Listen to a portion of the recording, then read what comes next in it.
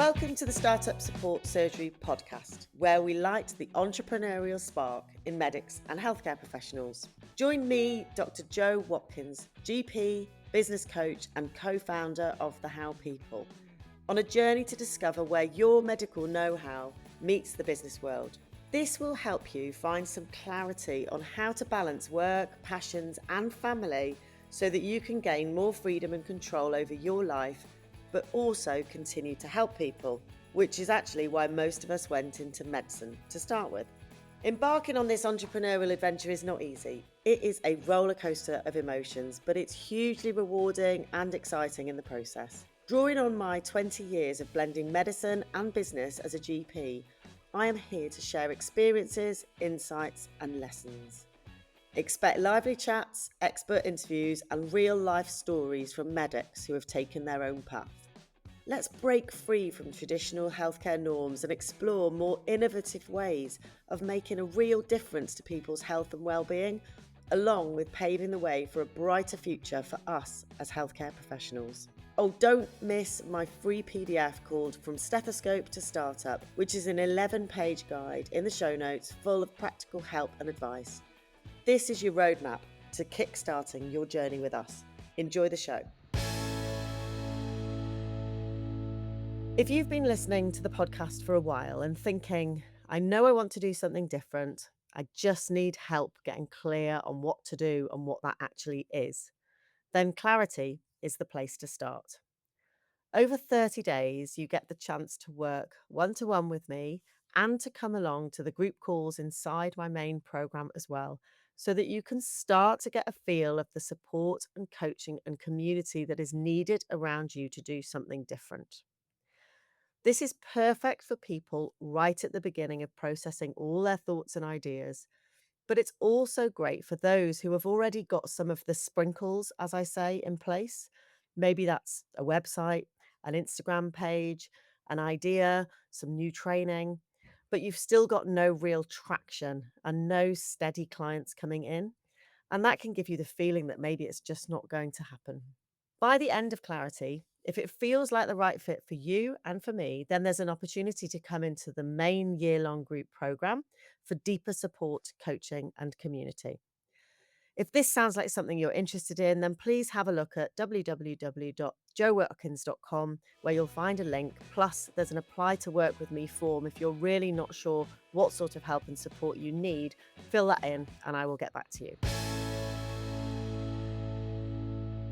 So today on the podcast, I'm delighted to welcome Dr. Lynette Ewart, who is an NHS GP, an appraiser, and a medical examiner, but she is also founder of Prescription Strength Limited. Prescription Strength Limited is an online personal training service that helps women get started with strength training to improve their health and fitness. Prescription Strength exists because, as you will hear, Lynette wanted other people to experience the life-changing benefits of weight training and not see health problems as a barrier to training, but as a reason to get started.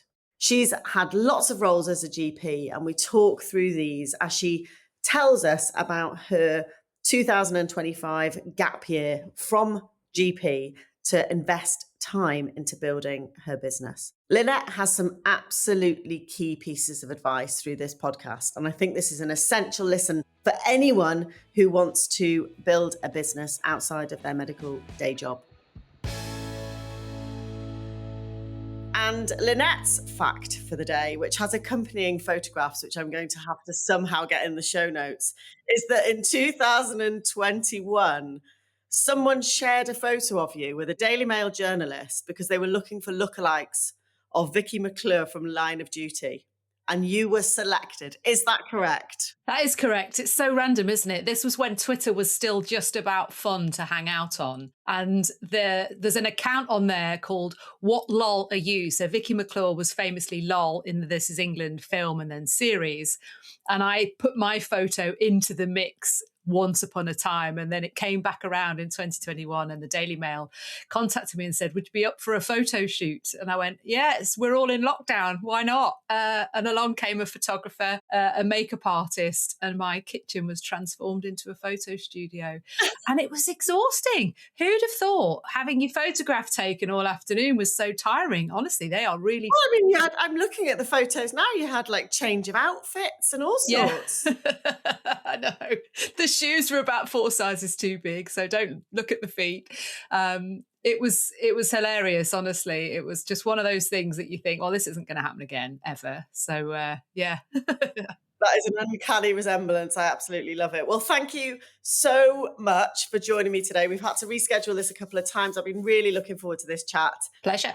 As you know, I have an audience which is predominantly made up of medics and healthcare professionals who are wanting to do things differently at various stages, from beginnings of ideas through to people that are running fully functioning businesses and in between. So I know that what you're going to share with us today is going to be super helpful. So I guess just let's start with how you got into this. I mean, you look at your Instagram, you look at what you're doing, and it's easy to forget that you started somewhere as well. So take us back to maybe Dr. Lynette sitting there as a GP way back when. Talk us through it and I'll pull questions from there. Well, I was still a GP partner at the time. I haven't been for the last 5 years, but I was still a GP partner, and I was being coached by an excellent barbell coach myself, and discovering how transformational it is to feel strong as a woman entering middle age. So this was about 10 years ago. So I'd have been 37. And at the same time, obviously working as a partner, I remember I kept saying to Emily, my coach, so she's in Baltimore. She's in America. I was an online client. And I remember saying to her, if only I could get you to work with this patient of mine and that patient, because I was hearing the stories from the clients that use her gym, older women turning their life around, their health around, using barbell training. And there was a point where I thought, I'm just going to have to learn to do this, to coach, if I'm ever going to get other people to experience some of this. So that was the kind of idea, probably around about 2017, 2018. So I started to talk to people about it, talk to other people about how to get strong, as a lot of people do. If you've got an interest, you test it out on your friends and family, don't you? And then it never really started to formulate as an idea until I realised I was going to leave partnership. Like lots of people, when did I finish GP training? 2007. So it's that feeling of, I'm now seeing the same stuff come round again. I'm seeing the same patients again and again, the same problems. And I've done lots of stuff in general practice, forensic work, private work, appraisals, all of that, the remit of stuff we work through. So I think leaving partnership was a bit of an itch of, I want something else and it's the right time. And I had aspirations of buying a gym and thinking, well, if nothing else, I can just hang out in it, do some locums. And that really was my plan. And I resigned my partnership. You have to give 6 months notice in 2019. And guess what's coming? 2020, lockdown happens and everybody who owns a gym is selling their gym. And I go, oh, okay. I mean, I didn't regret that I was leaving partnership, but it was just, okay, now what? But like anybody, we were just all kind of feeling our way. So did some more different things, a bit of research and some locums and all of that. And then a friend introduced me to quite an inspirational lady who runs a community interest company in Rutland. So Mary is a really unusual character in that she had a successful corporate career, retired early, loved sports, wanted to give back, and she built Inspire to Try. A friend introduced me to her, and she loved the fact that I was a doctor but interested in health. And she said, well, why don't you come here and finish your level 3 PT training, and let's see if we can get some older people stronger. And it worked really, really well. So for a couple of years, I was going there one afternoon a week and still bobbing around general practice.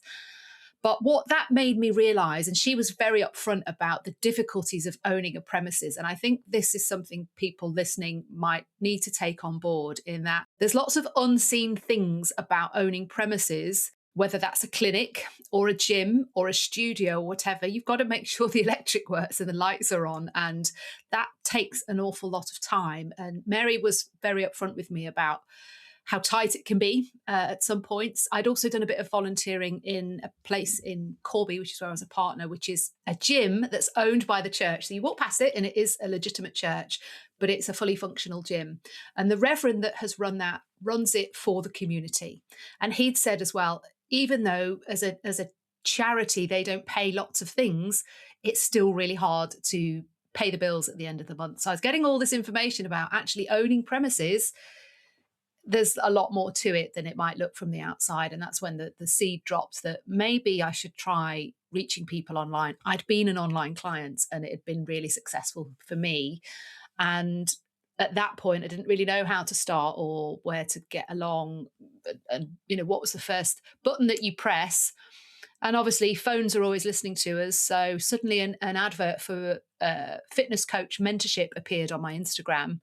And I guess this is an advantage in that the thing I was interested in fitted neatly into another space where I think a lot of medics have got a feeling they want to do something, but where does it fit? Is it private? Is it wellness? Is it, I don't know, something completely different?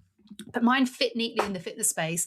So it was fairly straightforward to make a decision on whether or not I just bought into this mentorship, but I was quibbling about the cost. And again, coincidentally, I'm an appraiser and I'd done an appraisal on someone who has a functioning YouTube channel, separate from his GP business. And I'd only done his appraisal a few months before, and we were talking about what's involved in running a business, and it had planted a seed. So I messaged him and said, look, I'm way behind where you are. This is a mentorship that I've looked at. This is roughly what it offers. What do you think about the cost? Because it was £5,000 and I was thinking, ooh, that hurts. But he said to me, Lynette, I've been running a YouTube channel for 8 years. I still don't have a sustainable business model. And I've spent that many times over along the way. So to be honest, I'd go for it. And that was all I needed to hear.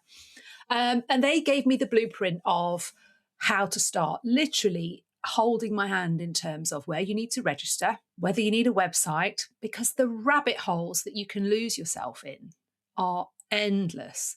So that was Propane Fitness, and that was really where it began. And I just put the time in and learned, and it kind of went from there, really.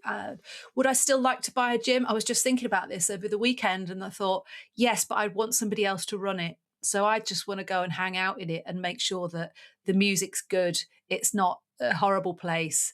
But I don't know whether that will ever happen. But I still love the idea. It's still my little, I don't know if you ever do the £1 million test. If £1 million just landed, would you change anything? I'd probably move house and I'd like to buy a gym, but there's not much else that I would change. So that's how Prescription Strength as an online business was born. And it's been just over 2 years. So I'm very happy with the growth and where I'm at. Fantastic. I love it. I've got so much I want to ask you from that. I think the first thing I want to pick up, which is interesting, is that you were learning in the online space before, it was a thing. Like 10 years ago, your online coach was from America. Now that is something that was probably quite unusual back then. And it's interesting that you benefited so much from that. You could see the impact that you could have and the ripple effect of that impact, how more widespread that would be with you working online. Can I just quickly ask you why you chose her in particular?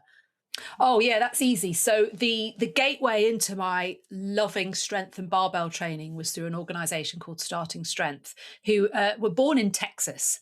They're an American company and they've got a book and they've got YouTube channels. And I got as far as I could with the YouTube channel and the book. But like a lot of people who are learning something new, you get to a point and you think, I'm at a bit of a bottleneck.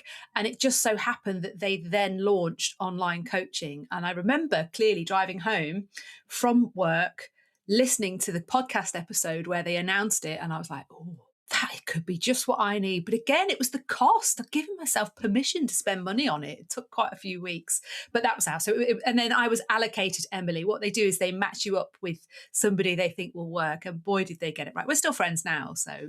And this piece about investment is something that we come back to and we talk about a lot on the podcast. You've got to invest in your own learning and training and understanding. Like you say, paying for that blueprint. And you've been very kind in what you've said about what I offer with Clarity and my program being in that similar realm. And actually, you can't do this on your own. Or I should say, you can do it on your own, but it will take you a lot longer and you'll be making all of the mistakes and going down the rabbit holes that other people have done for you. So take that, take what you can from other people's experiences. But investment is painful, isn't it? Yeah, it is. And I've been very bad as a doctor at that. I'm not in the BMA because it doesn't feel like good value for money. I'm stingy about paying for medical education. I don't know where this comes from. It's one for psychotherapy, really. But so it was a bigger hurdle for me to go, right, put your hand in your pocket and pay for this. And I am totally sold. And one of the things that the first mentorship, Propane, one of the things they always say is it's your choice. You pay with time or you pay with money. And one of the things that always gets me unstuck is I'm 47. If I'm going to do this, it's now or never. I don't know that would have landed in my 30s because you think you've got forever. But actually, I'm in the second half of life now and I want to enjoy it. And so I haven't got time to spend 5 years wasting time on something and learning hard. It's still hard lessons. There's no shortage of those. But it just speeds up the process. Speeds up the process. You have them quickly, you bounce back from them quicker. You've got that supportive network around you of people that get it. I mean, you 100% need that to help you on your way. And I think as medics, we're very capable. We're very good at learning. We're very good at ticking the boxes and jumping through the hoops. But there are lots of other things that we're less good at. We're often held back by that fear of failure or judgment of not getting it quite right. And I'd like to take you back with that in mind to this place where you reached out to this organization, Inspire to Try. You said that she loved the fact you were a doctor. And I want people to hear that again, because so many times I say to the medics that I work with, look, you are already an authority in what you do. You are brilliant at what you do. You are great at listening to people. You are great at the day job, but people respect you, trust you already because of that doctor title. So actually, you can get out there and work with people at a very early stage. You didn't have 58,000 people following you on Instagram when you went to work with them, did you? No, I had 300 this time last year. And none of them are on Instagram. They're an older population. They care less about social media at all. You're absolutely right. Medics love a certificate, don't they? They love a course and a certificate. I don't know, again, that's another one for psychotherapy. And you don't need it.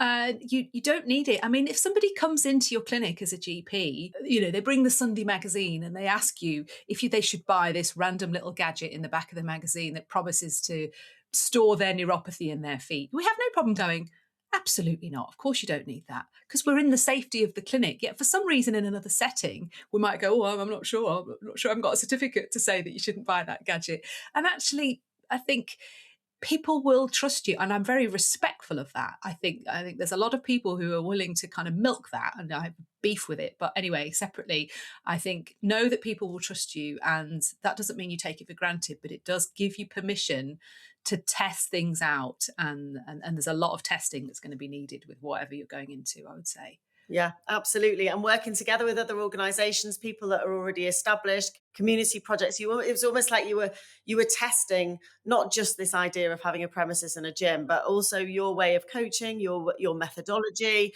You're practicing all of that, aren't you? And if you can work for another organization or in collaboration with another organization and test some of the stuff that you're wanting to do for yourself, you're learning while doing. And I went there for free, very happily. I was more than happy to put my time in for free. Eventually, she did pay me for the time that I was there. And, I was accepting of that. I did an invoice. She wanted me to be paid like the other instructors, but I would have carried on doing it for free. And the value I got from that was worth every moment of my time, not indefinitely. And I think, learning to price your time appropriately comes in time. But I think if there's something you're curious about, offer yourself for free. It'll teach you more than anything. I know that's a bit difficult if what you do needs equipment and premises and licensing, but you can still shadow and volunteer. It's what you'd say to your teenager, isn't it? If they were curious about something, you'd shove them in and go, right, well, go and see how it's done.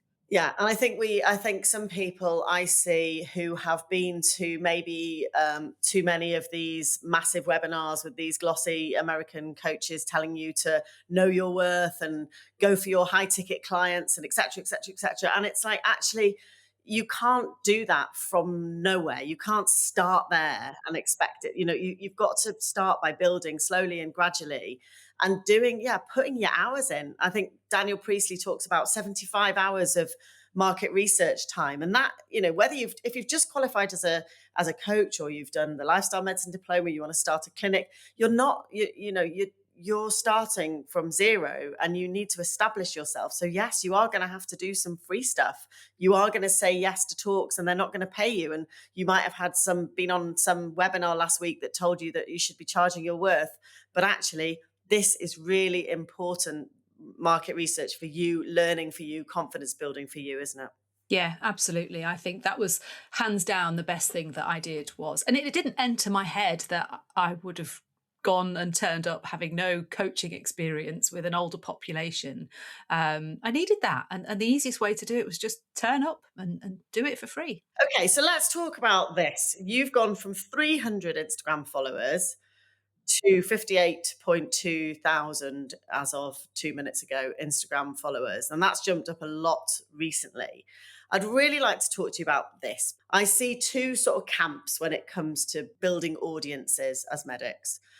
One is this more organic approach, get up, do a webinar, put a QR code on your slides, get people to sign up for your newsletter and grow an organic email list of specific people that might be interested in your product. And the other is to go out there and become established on a platform and then as a result, bring people into your world. Now, you've done the latter of those, and you and Ruth Machin, somebody I've worked with who's on YouTube, who has a big YouTube account, but you are the golden girl for Instagram, turning up on Instagram as a medic, as far as I'm concerned. So was that accidental? Was that intentional? Like, how have you done that? Um, I did try the organic route when my first run at bringing a product to my online business was that I wanted to offer prehab. So there's Rory Sutherland, he's all over YouTube. He's a famous advertising executive, really thinks outside the box. And I heard him, I think he was on Stephen Bartlett's podcast. He said something about, why doesn't the NHS just turn its wait times into preparation time? And I immediately thought, that is such a good angle. That's what I'll try and sell. So I had next to no following online with that. And I ran some paid ads with the support of my first mentorship to a free 2-week challenge to get people to understand prehab. And I didn't make any sales. And I think it's really important to say that the first few things you try will probably fail. And that's good because there's learning in failure. I think if it works straight away, you'll probably be misled into thinking it's easier than it is. But that got me into the feeling of I have to be online. I have to, all right, you don't have to be, but you've got to have somewhere to put yourself. It's just easier to use social media. And so from that, then I'd got a little bit of an online presence, but not much. I'm talking hundreds and both things, and was kind of trying things out, still cringing a bit when I looked at myself on camera, all that stuff that we all have to go through. Tried again with prehab a few months later, adjusted the marketing a little bit, still didn't really make any sales. And then I could see that people that were selling weight loss were killing it. But part of me thought, what am I really passionate about? What do I really want people to do? And I realized actually it was more obvious than what I thought. I didn't need something as niche down as prehab. Actually, just let women know how much better they can feel if they get a little bit stronger. And so I started to change some of the flavor of my output and let go of this idea that I immediately had to have a ready-made product. Started to get some cold inquiries through word of mouth. I think that's really important as well. So my mentorship suggested that I do a pitch to as many people in my contacts list as I could think of, offering mates rates. And I did that. I said, if you're interested, 50 quid a month, online coaching, whether you're at home, in a gym or whatever. And I had about 10 people say yes, which was great. It got me to test out how I was going to communicate with them, run their programming, Yeah, and all of that. And that has been a constant refining process. But it wasn't for free. And then I'd moved on from the I'm going to give everything for free. I think the big shift was when I changed mentorships, because the first mentorship only had this one model. And it's still a very good model of offer a free product that funnels people into a 2-week challenge. That leads into a group program, and then you'll probably pick off one-to-one clients from your group program. But I just couldn't get the numbers to justify the ad spend. My second mentorship said, no question, you need to be online every day. If you want to make it as an online coach, you need to show up every day. That doesn't mean you need to do reels and videos every day, and they gave me a planner as to how to do it with some ideas of what the content could be framed around. And that was what started at the end of 2003. And then what you have to do is pay attention to the feedback. So you've got to get over yourself. The first hesitation, I think, is, you pick your phone up and you start overthinking it, going, oh God, what do I look like? And this, that, and the other. So to get over that first hurdle, I used to think, well, I can record it. I don't have to use it. And so that would get me going. And actually what I found is that just talk to it like you're talking to a patient or to a friend. And then you can decide afterwards whether to send it or not. But I also did it out for a walk. And I'm not quite sure why I did that. I think it was, I can't remember if I'm brutally honest, but the first one that got a lot of attention, about 80 odd thousand views, that was this time last year, because I'd said on the Sunday to all my friends, to all my comrades in general practice who know that tomorrow is going to be hell because it's the first school day back after Christmas. But I'm not there because I'm having a gap year to build my business. And it went mad. And various people said, oh, GPs will work part-time. So it gave me a taste of, oh, some people like to be horrible, but you have to distance yourself from all of that. And I just did that while I was out for a walk. And then I thought, okay, I can combine two things here. If I'm going to be sitting at home every day working online, I need to get out for a walk, and I can double function that by recording something. And that's largely stuck, to be honest. If anybody is bored enough to look over my content, they'll see a lot of it is actually me in a field, just brainstorming whatever's in my head that day. And it landed. And I don't know, you have got to pay attention to what people say, I think, as well, and start to look at, well, what do people want to hear? What are people confused about? What is it in this space that people want to hear more of, as opposed to just randomly talking about the same thing. But I do think as GPs, we're a bit all over the place anyway, aren't we? One day we're talking about skin, the next day it's babies. So I think, well, all right, one day I'll talk about a program. I've just done one today about that Tim Spector program.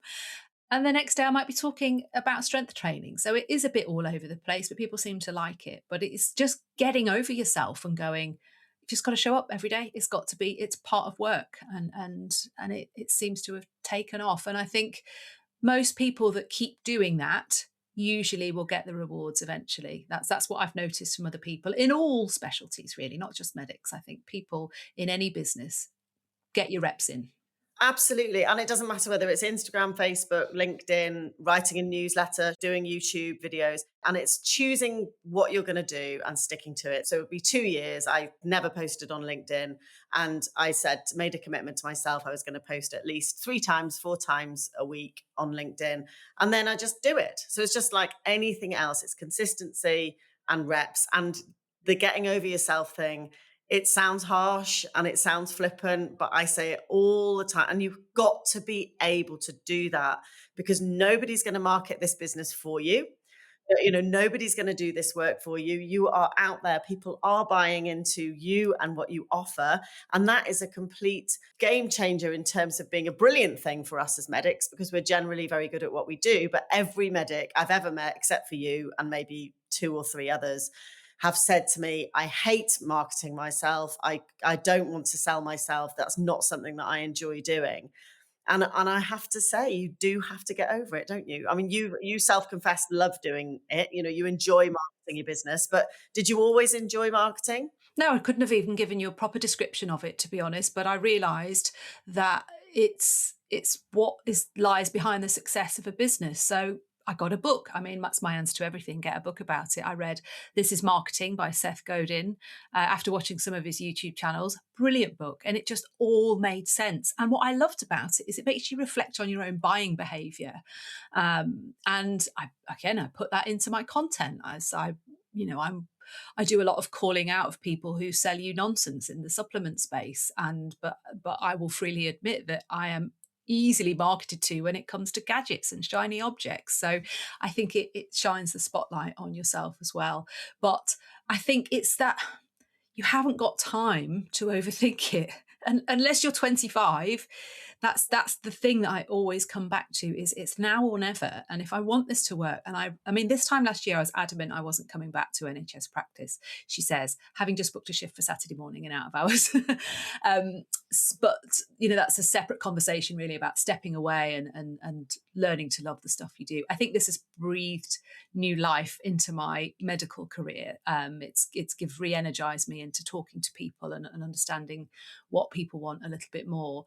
But it's now or never. It really is. There won't be a second run at this. And I'd say that with lots of things in life. If you're hesitant about getting strong, well, when are you going to do it then? Yeah.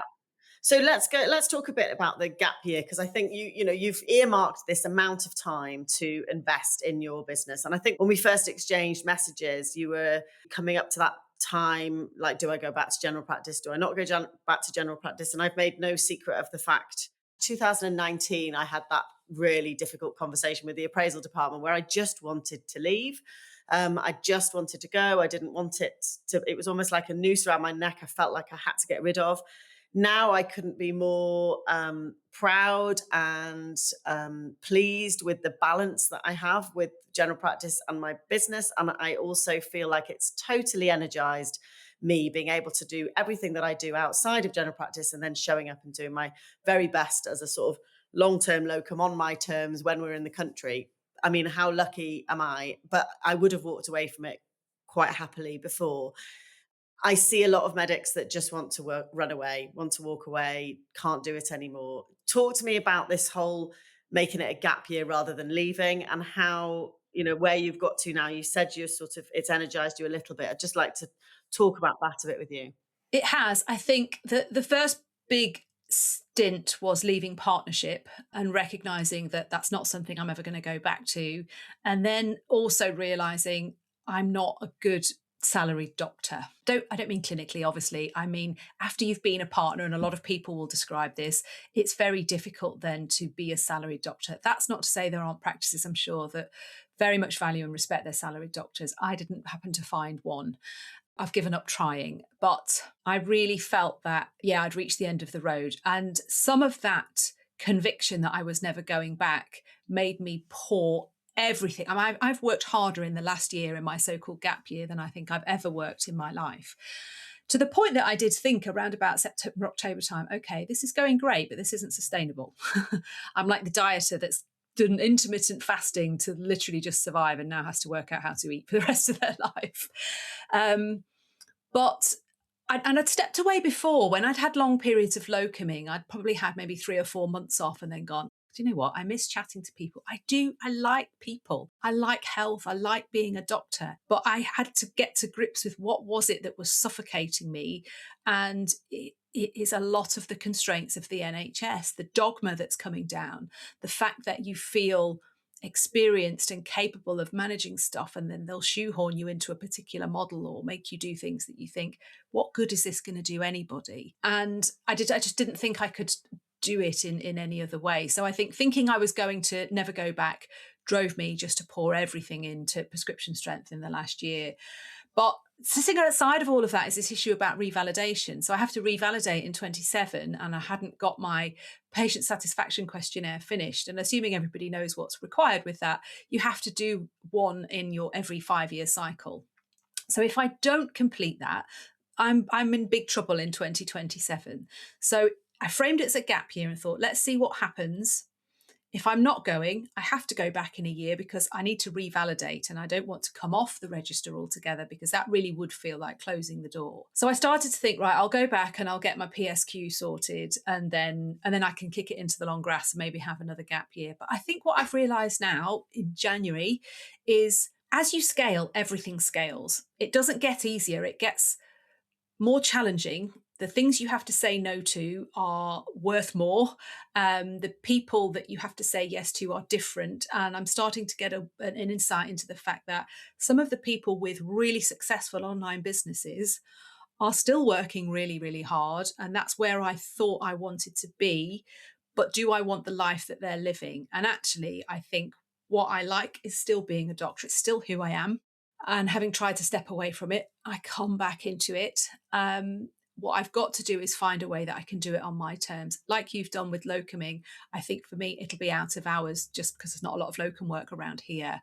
But it means I can relax and enjoy the business growth without feeling a level of pressure that I don't know that I want going into the next chapter of life.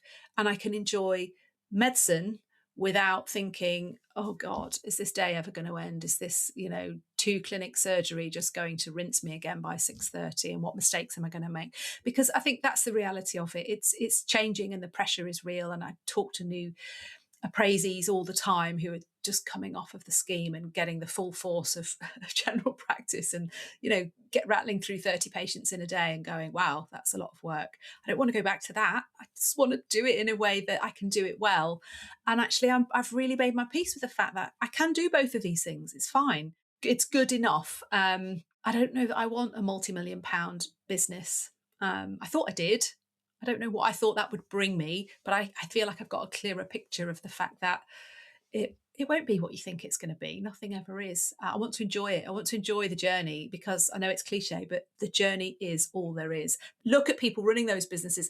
There's a drive which keeps them showing up and doing things. And yeah, I can respect that, but I don't know that that's me either. I think I'm still a doctor, but had to step away to be able to remember what I enjoy about it. And this is why there's no one thing fits all model, is there? It's easy to look online and follow certain people and turn up at their teaching and buy their courses and think, well, I'll just do it that way, and then I too will look, my business will look like that in the future. But what you're not seeing is the profit as opposed to the turnover. You're not seeing the numbers of the amount of money they're spending on ads, on team, on glossy studios or offices in LA or wherever they are. And actually, what does that give you? And you talked about the Mexican fisherman parable, which is one of my favorite stories as well. And it's essentially that, isn't it? I look at my day today as involved being able to take the car to have its moldy seats cleaned, picking up my daughter either end of the day, doing the run around after school. I don't organize anything after 3 o'clock because of the school run. I build my life and my business around the life that I want to live. And that's whether we're abroad, whether we're here. And you can get trapped in that. Essentially, the rat race of building a business is the same as the corporate rat race, or working your way up the ladder in hospital medicine. It's got to work for you, otherwise there's no point doing it. Like you said before, you're 47, you're building something that you want to grow with you until you take your foot off the gas. Yeah, and just see where it leads. I think it's I really felt a shift when I was going through out of hours to reapply and everything, and they finally sent me the confirmation. Yeah, that's fine. Now we just need your shadowing shifts. I felt a relief and thought, actually, yeah, I'm not closing that door. It's a good thing. I can just enjoy both in the right doses. I'm very susceptible to boredom. And I recognize that was a big problem after 10 years as a partner. Is I was just bored, needing novelty, needing excitement, and starting a business. When I was in out of hours last week, I was telling somebody about the business, and I said to him, if you're ever bored, just start a business. You'll never be bored ever again. There is always something to be done. And actually, I wouldn't have that any other way now. It's fine. I don't want to employ anybody particularly, but that was the other thing. Is they talk in the fitness space about 10K months, as if you've not made it until you've got a 10K month. And I went to an event a couple of months ago, and there were some coaches who were ahead of me who do that speech. But then also I heard them mention something, like you say, about what they're spending on ads and spending on virtual assistants from the Philippines. And I thought, yeah, so it might be 10K coming in, but what, you've got 7K going out in expenses? Hang on, come down in the last shower. So it's just made me go, relax, Lynette, enjoy this, enjoy helping people. That's really what it's about. You also stop doing the helping of people. If you're growing a business, you could grow a massive franchise, you could have a global franchise, and you could be then managing your franchisees, and you wouldn't be anywhere near somebody face to face who is improving their strength, whether it be online or in a local gym. So yeah, all of this stuff is all stuff that you've learned along the way from looking at others and thinking, okay, what do I want to gain from this bit of learning, this book, this podcast, or whatever? What do I want to gain? What do I not want to? What do I not want to use? And how can I make that relevant for me? And that's what we've got to be discerning, haven't we, about the information that we get from people and how we put that on our own ideal. Yeah, I think a really simple thing, I picked this up from a book recently, another book, but a really simple filter is, what am I trying to achieve and why? And actually, not just answering that off the top of your head, but sitting with that, and even better, sitting that with a piece of paper and a pen, and just, keep writing and actually really explore where you go with that. And it can be incredibly revealing. I probably didn't do that enough early on, but that's definitely now something I'm trying to put into practice. And that's something I do with this clarity program that I'm doing now, these 30 days for those GPs or medics that are thinking, well, I could do this and I could do this and it could look like this. I could help this group of people. It's like, why? What are we doing this for? What does success look like? Where are we going with this? And I think if you can get that all out of your head early on, you're less likely to go down those rabbit holes that we talked of earlier. So really important stuff. And you've touched on so many things here, particularly you've got to get over yourself. Consistency is key. Building that audience from nothing, the importance of collaborations and free stuff, learning from other people. There is so much gold in here. And I think as we sort of pull things together, I'd love for you to just share if you've got any sort of top tips for somebody that might be at home listening to this, wanted to go out there and start their own business and do their own thing. What would you say they need to hear from you today? I think you've got to work out what lights you up. And I think I had a clear idea on leaving I haven't left general practice, but the point that I was stepping back, I was able to articulate what it was that I would come home and know I've had a good day. And I've framed it many times as that patient who comes back and says, oh, I felt so much better after I spoke to you last time. It wasn't anything life-changing, but just that feeling of, I've done a good job. Something I've been able to help somebody understand has enabled them to improve their health or feel better. And it was unlocking that made me realize I don't have to do this, with a stethoscope and a prescription account. I can do this in other ways. And that's essentially what I'm doing now in the business. I'm just doing it to a different audience. And whether that is a reel about why collagen supplements are a waste of time, or, my client call with my patients last night who were asking me about something different to do with weight training, that's still the same thing. Oh, okay, right, that makes sense. So I think you've got to understand what it is you want, because if it is just about, I want to make money a different way, well, just go and get employed somewhere. Don't take on a business, because it'll be a long time before you're making any money. I would say, but I think that was very clear in my mind. Fabulous. Find what lights you up, and don't expect running a business to be a shortcut to a regular monthly income that is anything like your general practice salary. That's a big thing to let go of. And I have had many moments. So obviously needed an accountant, but I can't use the practice accountants anyway anymore. So I've had an accountant for a while. And I was over the moon the day that she did my first year's business accounts. And I realized I'd made a profit, because people always say, oh, it takes 2 or 3 years to turn a profit. And I was really chuffed, thinking, well, I haven't lost any money. Actually, the business is in credit. And the next morning I woke up and thought, yeah, but Jesus Christ, I could have earned that in a 1 day a week GP job. It was just as again, I do a lot of Steve Peters' chimp work, and the chimp had absolutely gone to bed and redrawn the line by this morning. And I had to do a lot of work on myself to go, get over yourself, woman. This is not the same. So what you can charge as a locum GP, forget it. That's over there on that side of the seesaw. This is new territory, and it's different, and it will reward you in other ways. It really will. And yeah, you'll have to invest. You'll have to spend some money to make money, and it's worth it. If you believe in it, then it's worth it. Definitely. And I think also don't get confused if this is the situation where actually what you need is a hobby or a different group of friends or a, unhealthy relationship with tennis, whatever it is, go and do that and enjoy the day job more and get the money that you require. If you have, I have people that have got private school fees to pay, massive mortgages, leaving, I left my partnership and I've worked regularly as a long-term locum in 2 different places really since then. But I could have earned a lot more money if I'd stayed as a partner. If you've got those hefty bills to pay, the reality is that is not going to be possible from running your business. So how are you going to pay those bills? Because you don't want to be running a business from a place of stress and worry and lack and like, how the hell am I going to pay the overheads this month? Money's something tough to talk about, isn't it? It is. And this was a really common theme in my first mentorship. And they've held 2 in-person events. I've been to both of them. One was just a couple of months ago. And this is something that people early on in the process ask all the time. But I hate my day job and I want to give it up. And they were really keen that people don't just throw the towel in. I know you hear of those people online and go, I just walked out and I never looked back. Rubbish. They are missing out the bit where it's really stressful.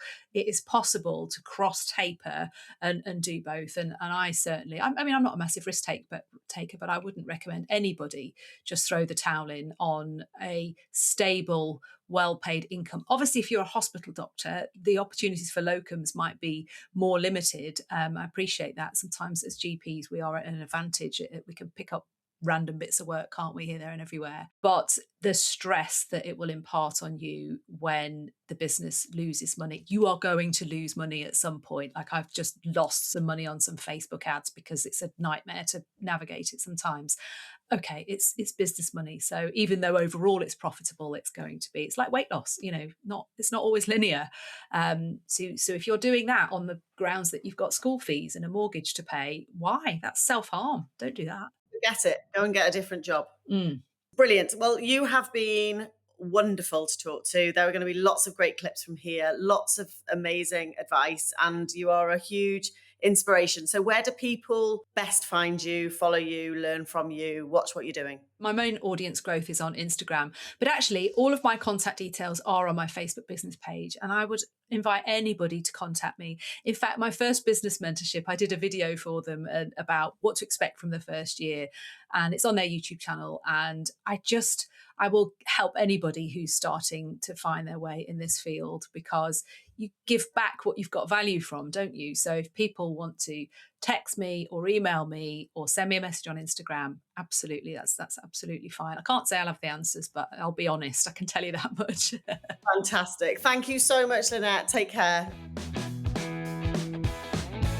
I hope this episode has sparked some new ideas or challenged your thinking. Transitioning from medicine to business is not easy. It's about adapting our skills while embracing the unknowns of entrepreneurship.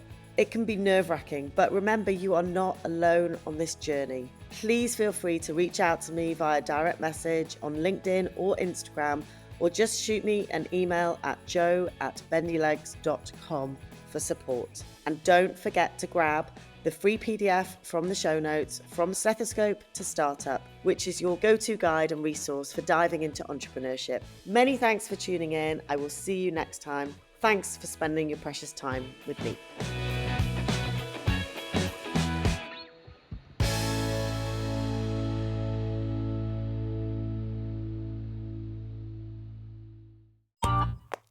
This has been a Monkey Pants Productions podcast.